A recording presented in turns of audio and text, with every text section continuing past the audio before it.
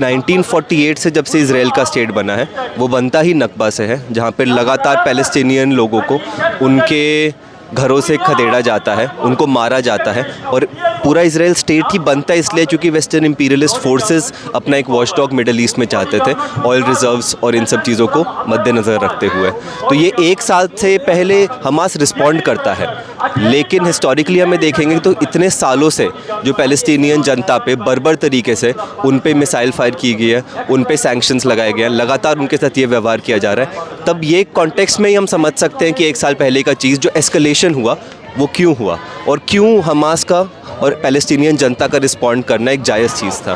अपने देश को मुक्त कराने की लड़ाई एक जायज़ लड़ाई होती है। जैसे हम लोग यहाँ पर ब्रिटिशर्स के ख़िलाफ़ लड़ रहे थे, वैसे ही पैलेस्टीनियन स्टेट, पैलेस्टीन के लोग एक apartheid settler colonial Zionist Israel के ख़िलाफ़ लड़ रहे हैं और उस लड़ाई में हम उनके साथ रहेंगे आगे भी, और जिस तरीके से समर्थन हो सकता है उनका समर्थन करेंगे। इजराइल एक टेररिस्ट स्टेट की तरह इस समय पे एक्ट कर रहा है, जो अपना आर्म्स यूज़ करके थ्रेटन करना चाह रहा है फ़िलिस्तीनी जनता को। फ़िलिस्तीनी जनता के पास क्या है, उनका विल पावर है। हम बार बार देख रहे हैं फ़िलिस्तीनी बच्चे, इन बीच में जिस तरीके से फ़िलिस्तीनी बच्चों को मारा गया है, इन एक साल के अंदर हमने देखा है कितनी दर्दनाक छवि सोशल मीडिया के सामने हमारे सामने उभर के आया है। मीडिया, फोटोग्राफर्स जिनकी मौत हुई है वहाँ पे कवरेज करने के लिए। तो ये क्लियरली दिखा रहा है कि एक तरफ फ़िलिस्तीनी जनता है जो हाथ खाली में अपना विल पावर के साथ लड़ने की कोशिश करे, और एक तरफ इजराइल जो अपनी आर्म्स का पूरा यूज़ करते हुए, यूएस का बैकिंग यूज़ करते हुए एक प्रोपागेंडा फैलाने के तहत फ़लस्तीनी जनता को पूरा ख़त्म या मारने की कोशिश कर रहे हैं।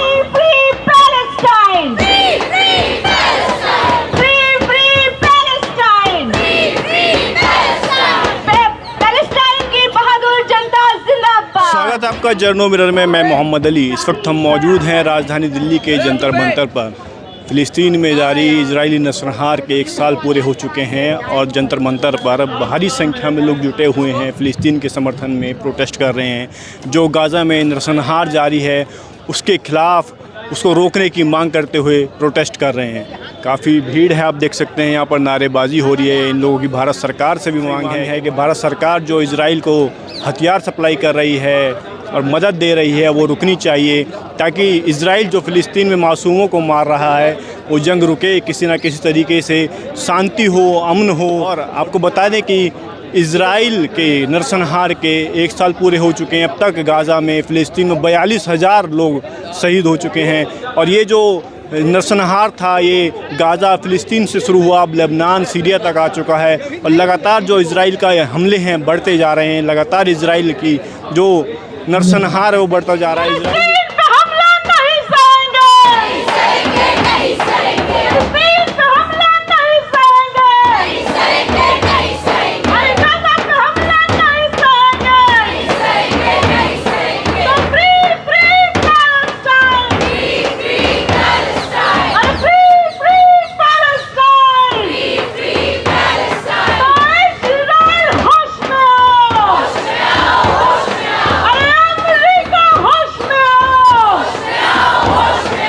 साल पहले 7 अक्टूबर को हमास ने रिस्पॉन्ड किया था, लेकिन ये कहना कि 1 साल तक ही ये शुरू हुआ था ये गलत होगा। 1948 से जब से इसराइल का स्टेट बना है वो बनता ही नकबा से है, जहाँ पे लगातार पैलेस्टीनियन लोगों को उनके घरों से खदेड़ा जाता है, उनको मारा जाता है। और पूरा इसराइल स्टेट ही बनता है इसलिए क्योंकि वेस्टर्न इंपीरियलिस्ट फोर्सेस अपना एक वॉचडॉग मिडल ईस्ट में चाहते थे, ऑयल रिजर्व्स और इन सब चीज़ों को मद्देनज़र रखते हुए। तो ये 1 साल से पहले हमास रिस्पॉन्ड करता है, लेकिन हिस्टोरिकली हमें देखेंगे तो इतने सालों से जो पैलेस्टीनियन जनता पे बर्बर तरीके से उन पे मिसाइल फायर की गई है, उन पे सैंक्शंस लगाए गए हैं, लगातार उनके साथ ये व्यवहार किया जा रहा है। तब ये कॉन्टेक्स्ट में ही हम समझ सकते हैं कि 1 साल पहले का चीज़ जो एस्केलेशन हुआ वो क्यों हुआ और क्यों हमास का और पैलेस्टीनियन जनता का रिस्पॉन्ड करना एक जायज़ चीज़ था। अपने देश को मुक्त कराने की लड़ाई एक जायज़ लड़ाई होती है। जैसे हम लोग यहाँ पर ब्रिटिशर्स के ख़िलाफ़ लड़ रहे थे, वैसे ही पैलेस्टीनियन स्टेट, पैलेस्टीन के लोग एक apartheid settler colonial Zionist Israel के ख़िलाफ़ लड़ रहे हैं। और उस लड़ाई में हम उनके साथ रहेंगे आगे भी, और जिस तरीके से समर्थन हो सकता है उनका समर्थन करेंगे। इजरायली नरसंहार गाजा से फिलिस्तीन से शुरू हुआ, उसके बाद लेबनान पहुंचा, सीरिया पहुंचा, जंग लगातार बढ़ती जा रही है, नरसंहार बढ़ता जा रहा है, लगातार इजराइल हमले कर रहा है। क्या लगता है ये जंग रुकेगी, आगे बढ़ेगी? जी, ये जंग इजराइल ने बहुत सीधा सीधा बोल दिया है कि वो कोई भी तरीके का टू स्टेट सोल्यूशन के साथ में नहीं है। लगातार उसके लीडर्स, उसके डिफेंस मिनिस्टर नेतन्याहू का एक ही क्लियर स्टेटमेंट है कि पूरे तरीके से हमें पैलेस्टीनियन लैंड और पैलेस्टीन जनता को ख़त्म करना है। जब ऐसी फोर्स जिसके पीछे अमेरिका, फ्रांस, जर्मनी जैसी बड़े बड़े इंपीरियलिस्ट देश उसके साथ हैं, उसको वेपन्स देते हैं, तो उस तरीके से जब तक इजराइल को नहीं रोका जाएगा, हमें नहीं लगता कि ये वॉर रुक सकता है।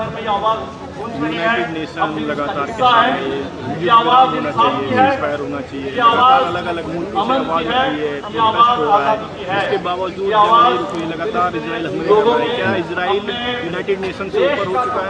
क्या इजराइल अब किसी की नहीं मानता? जी, यूनाइटेड नेशंस शुरू से ही वेस्टर्न इंपीरियलिस्ट फोर्सेस का सिर्फ एक फ्रंट था जो कि उनके लिए ही काम करता है, उनके हितों के लिए ही काम करता है। तो यूनाइटेड नेशंस से हम उससे ज़्यादा कुछ एक्सपेक्ट कर नहीं सकते हैं। और अभी का जो पूरा एक साल का जो चीज़ें चल रही हैं, चाहे इंटरनेशनल कोर्ट ऑफ जस्टिस हो, चाहे यूनाइटेड नेशंस के कितने सारे प्रोपोजिशंस हो जिस पे वीटो कर दिया है अमेरिका ने, हर एक चीज़ को वीटो कर दिया है, तो साफ दिखाता है कि United Nations, international court of justice जैसी बॉडीज़ कितनी इनेप्ट है। जब यूक्रेन वॉर होता है तब ये सारी बॉडीज़ सैंक्शंस की मांग करती है तो ये लागू करती है, लेकिन अब जब जनसंहार हो रहा है, जब हॉस्पिटल्स पे एम्बुलेंस को टारगेट किया जा रहा है, रिलीफ वर्कर्स को टारगेट किया जा रहा है, एड नहीं पहुंचाने दिया जा रहा है, तब ये सारे यूनाइटेड नेशंस हैं, ये कोई इस पे बात नहीं कर रहे हैं, सारे मीडिया हाउसेस इस पे कोई बात नहीं कर रहे हैं। ये साफ दिखाता है कि यूनाइटेड नेशंस भी इनइफेक्टिव है और एक तरीके से अमेरिका के इंटरेस्ट को ही सर्व करता है, उसके इंटरेस्ट से ऊपर नहीं है। भारत सरकार लगातार इजराइल को हथियार सप्लाई कर रही है, इस तरीके से देख रहे हैं, तो क्या भारत सरकार से मांग क्या है? ये भारत सरकार से हमारी ये मांग है कि वो हर तरीके का टाइज़, चाहे वो मिलिट्री एड प्रोवाइड करना हो, चाहे वो फंडिंग प्रोवाइड करना हो, हर तरीके की एड वो ख़त्म करे इजराइल को, वो क्लियर अपना स्टैंड रखे और पैलेस्टीनियन जनता के साथ रहे। जो मजदूर यहाँ से भेजे जा रहे हैं उनको वापस लिया जाए, यहाँ पर उनको पक्का काम एम्प्लॉयमेंट दिया जाए।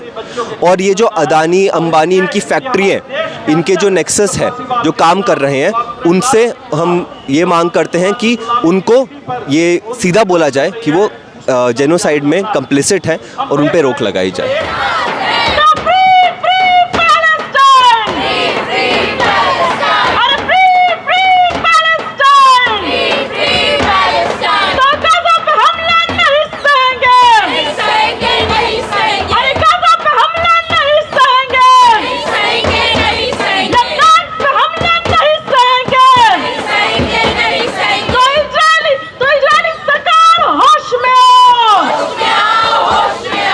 बाद भी हम लोग देख पा रहे हैं जिस तरीके से अमेरिका के सपोर्ट के तहत इजराइल सिर्फ गाज़ा के अंदर नहीं, अभी लेबनान के अंदर भी एक जंग छेड़ रही है।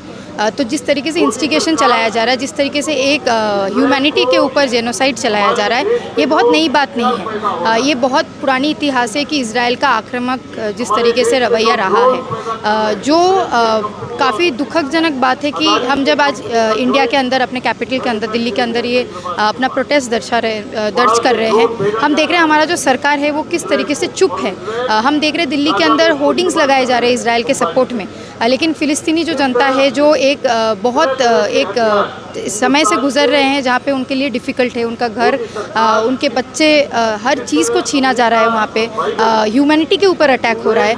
लेकिन उसको लेके पूरे देश भर में जिस तरीके से एक तरीके का जनता का आवाज़ उठ रहा है, लेकिन सारे सरकारें चुप है। और जिस तरीके से यूएस को फ्री हैंड मिल रहा है कि वो आर्म्स का डील किए जा रहा है इजराइल के साथ, जिसके तहत इतना बड़ा अटैक चलाना संभव हो रहा है, तो इसमें एक फेलियर रहा है इंस्टीट्यूशंस का, चाहे वो यूनाइटेड नेशंस का हो, चाहे बाकी सारे देश के सरकारों का हो, जो कंपेल नहीं कर पा रहा है कि यूएस जैसे सरकारों को मतलब एलियनेट करके उनको क्वेश्चन पूछा जाए कि उनकी जो इंपीरियलिस्टिक अंडरस्टैंडिंग है उसके तहत किस तरीके से जंग पूरे देश में हो रहा है।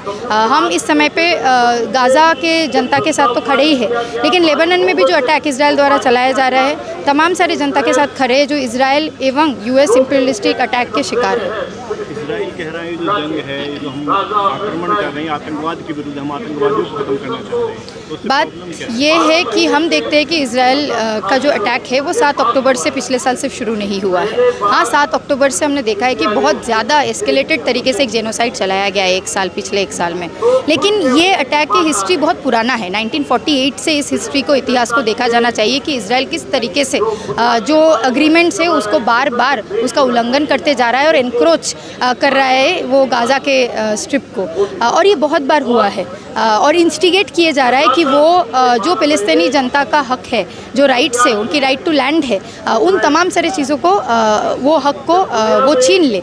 बात यह है कि इसराइल एक टेररिस्ट स्टेट की तरह इस समय पे एक्ट कर रहा है, जो अपना आर्म्स यूज़ करके थ्रेटन करना चाह रहा है फ़िलिस्तीनी जनता को। फ़िलिस्तीनी जनता के पास क्या है, उनका विल पावर है। हम बार बार देख रहे हैं फ़िलिस्तीनी बच्चे, इन बीच में जिस तरीके से फ़िलिस्तीनी बच्चों को मारा गया है, इन एक साल के अंदर हमने देखा है कितनी दर्दनाक छवि सोशल मीडिया के सामने हमारे सामने उभर के आया है। मीडिया, फोटोग्राफर्स जिनकी मौत हुई है वहाँ पे कवरेज करने के लिए। तो ये क्लियरली दिखा रहा है कि एक तरफ फ़िलिस्तीनी जनता है जो हाथ खाली में अपना विल पावर के साथ लड़ने की कोशिश करे, और एक तरफ इसराइल जो अपनी आर्म्स का पूरा यूज़ करते हुए, यूएस का बैकिंग यूज़ करते हुए एक प्रोपागेंडा फैलाने के तहत फ़लस्तीनी जनता को पूरा ख़त्म या मारने की कोशिश कर रहा है। आज आप दिल्ली में प्रोटेस्ट कर रही है, भारत सरकार इसराइल को आर्म्स दे रही है, लगातार उसकी मदद कर रही है, क्या मांग है आपकी भारत सरकार? एकदम यही मांग है कि भारत सरकार को अपनी पोजीशन क्लियर करने की ज़रूरत है। हमारी जो हिस्टोरिकल पोजीशन है फ़िलिस्तीनी जनता के साथ खड़ा होना,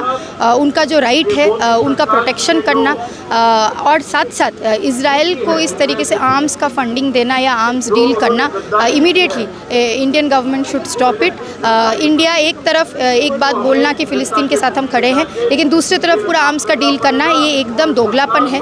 ये है कि वो इजरायली या यूएस इंपीरियलिस्टिक टैक्टिक्स के अंदर शिकार हो रहे हैं, उसके शिकार में कहीं ना कहीं घुस जा रहे हैं, जिसमें तहत इतने सारे बच्चों को मारा जा रहा है। So India can't have this to double standard. India should make it stand clear कि वो फ़िलिस्तीनी जनता के साथ जो हिस्टोरिकल हमारी स्टैंड है उसके साथ ही खड़े हैं। बेरूत की सड़कें सूनी है, फलस्तीन तुम संघर्ष करो,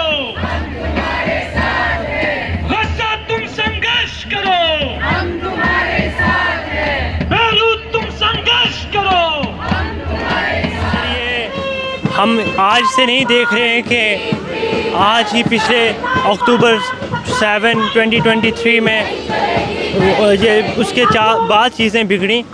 ये पिछली सदियों से चीज़ें बिगड़ी जा रही थी, और इसमें ये नहीं था, उसमें हक बात थी इंसानियत की, और इंसानियत की बात ये थी कि मज़लूमों के ऊपर इसराइल अपना सिक्का जमाना चाह रहा था, और ये उसकी जो साजिशें हैं वो कभी पूरा नहीं होंगे। और हम यहाँ पे आज इकट्ठा हुए हैं, यहाँ पे ये नहीं है कि सब मुस्लिम हैं, यहाँ पे वो लोग हैं जिनको इंसानियत के बारे में पता है। अच्छा, क्या मांग है आपकी भारत सरकार से? आप दिल्ली में प्रोटेस्ट कर रही हैं, मांग क्या है भारत सरकार से? सर, मैं स्टूडेंट हूँ, और एक स्टूडेंट एक अच्छी सोच रखता हूँ, और मेरा यही है कि हिंदुस्तान का, गवर्नमेंट ऑफ इंडिया का एक क्लियर स्टांस होना चाहिए इस मुद्दे के ऊपर। वो दोनों रोटियां मत से कि इसराइल की भी और फ़लस्तीन की भी, जहाँ पे इनोसेंट की लाशें गिराई जाती हैं रोज़, उनके हक में वो खड़ा हो हिंदुस्तान। हम यही चाहते हैं, और हम यही कहेंगे कि किताब सादा रहेगी कब तक, कभी तो आगाज़ बाब होगा, जिन्होंने बस्ती उजाड़ डाली, कभी तो उनका हिसाब होगा। Thank you.